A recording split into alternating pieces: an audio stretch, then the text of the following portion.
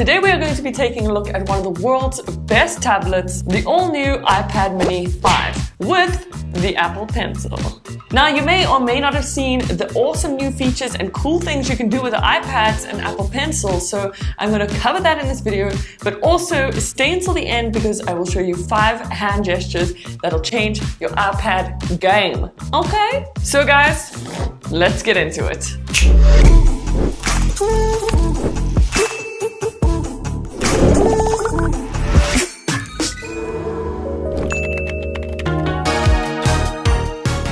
Okay, so here's what you can expect in the box when unboxing your iPad mini 5th gen and 1st gen Apple Pencil from the iStore.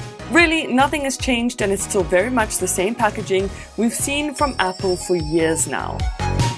First up is some documentation, and the iconic Apple stickers are still there. Then a Lightning to USB cable, not USB-C unfortunately. Then you of course also get the USB power adapter, your beautiful iPad mini, this one is in the gold color, and finally all of that is packaged in the iPad mini box.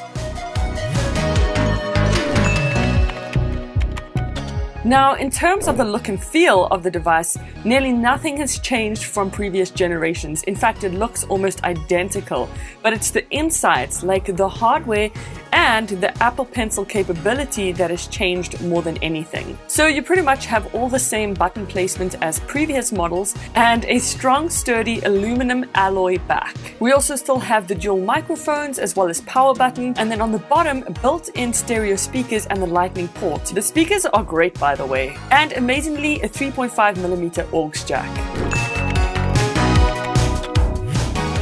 So the display compared to previous models is definitely something that has been updated, because now it has something called True Tone display, and that basically adjusts the white balance to match the ambient lighting within your room or setting wherever it is you're using your iPad. It is also brighter than previous models and has a much wider color display. So playing games or having fun with graphics in any lighting scenario should be great overall.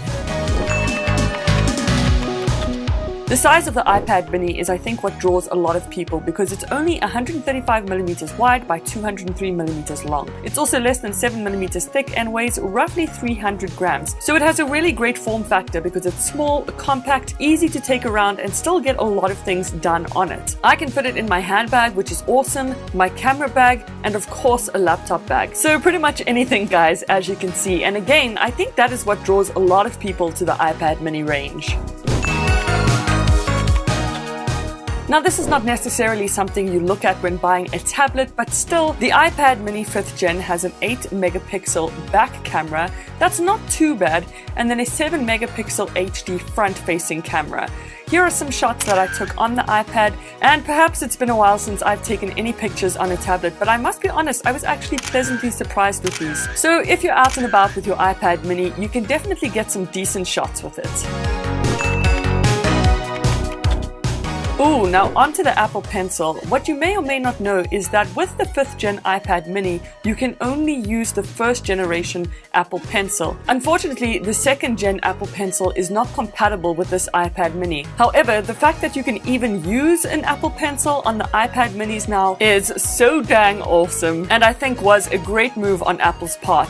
I honestly didn't want to put the Apple Pencil down once I'd started using it. I just feel like it's so much more convenient for some reason, and also it opens up a whole nother world of applications and design elements that we can use now because of the Apple Pencil. I must admit, and I'm sure a lot of you will agree with me, that the way you charge the 1st gen Apple Pencil is quite annoying. However, nowadays I think they do include a Lightning adapter, which is great.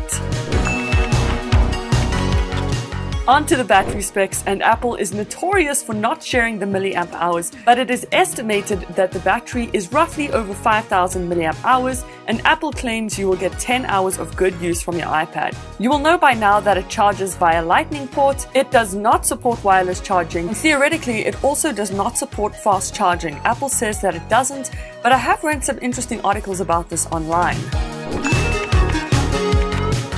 When you first get your iPad mini, it'll have iOS 12 installed on it. However, I'm sure you are aware that iOS 13 is well on its way, and I'm sure will soon be available for download. Without getting too technical, another great update that Apple made was with the chip. They now use an A12 Bionic chip, which basically means the iPad is much faster and can process graphics a lot faster too. So as I mentioned earlier, this opens a whole new world of using other applications and being able to do so much more on your iPad. It's honestly so epic, and I think that's what makes this little iPad a beast. Although it may not look different from previous generations, it definitely feels different. It is a lot faster, it has a better display, Apple Pencil capability. I really think they did a great job, guys.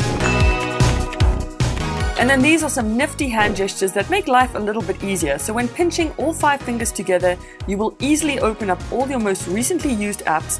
And if you swipe up on one of the applications, it'll close it completely, just as you see me doing here. Then next up is adding applications to your dock. You literally just click and hold down, then drag it to your dock and let go. It makes accessing these applications so much quicker and convenient. And also, if you don't want any of these applications in the dock anymore, you literally just click and hold and swipe them back up to put them on the home page. This is another quick nifty one, and it's if you want to go back home from an application. You literally just grab all 5 fingers and pinch really quickly. Here it is again, and it'll take you to the home page. Did you know that if you're in an application and you want to go to another open application, you just take 4 or 5 fingers and swipe to the left or right, just as you see me doing here. Finally, for the most nifty one of them all, if you find it a bit tough sometimes typing with your thumbs, you can actually split the keyboard just like this. All you simply do is hold your 2 thumbs down and separate the keyboard. To put it back, you do the same, hold down and push together. It's so simple, guys. And that is it, guys. If you enjoyed this video, please feel more than welcome to like and subscribe. You can also check out my other Apple related videos right over here. But thank you so much for watching, and I will see you in the next one. Toodles!